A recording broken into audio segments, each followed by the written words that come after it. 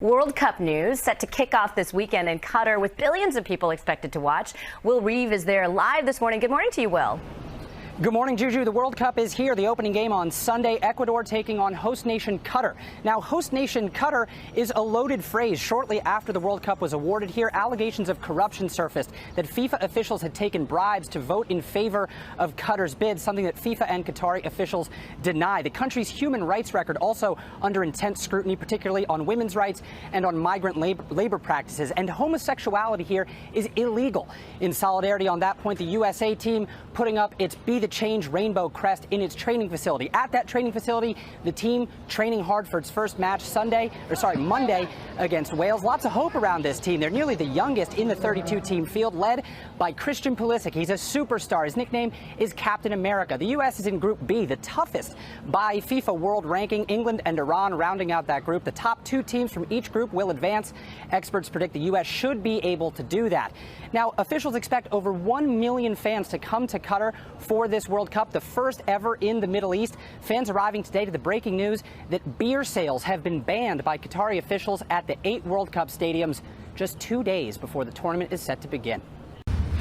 All right, we're now less than 24 hours from the opening match of the World Cup in Qatar. And instead of talking about the matches, the president of soccer's governing body is pushing back as controversy continues to swirl around the tournament. Advocates have raised concerns about Qatar's treatment of the LGBTQ community. Human rights defenders have called into question Qatar's use of migrant workers as they prepared for the World Cup. And then on Friday, the host country abruptly banned most alcohol sales around the matches. Today, FIFA's president sought to diminish those concerns.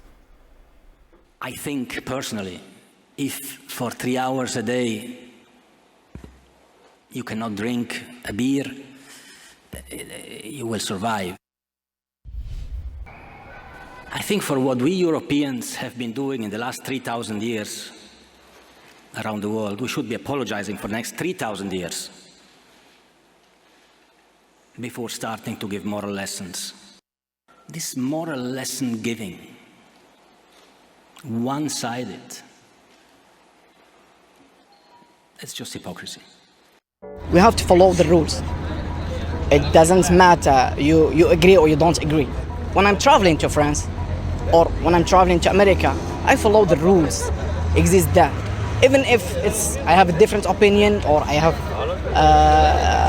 different things to say about that matter, but I follow the rules of the state, and this is exactly what they asking to do here in Qatar. It isn't just European and North American are coming to this venues.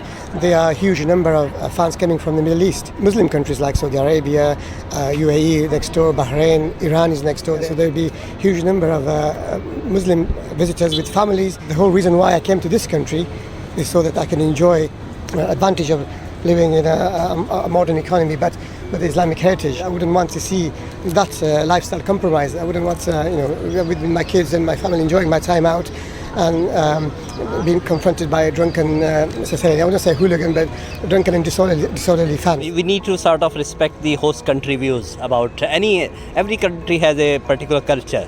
So I think the spectators here are for the game, for the sports, and that's where they should put their focus on. And I think if the host is saying something, they should respect their views and their culture. So I'm supporting to respect the Islamic rules or the Islamic countries or the Islamic conditions.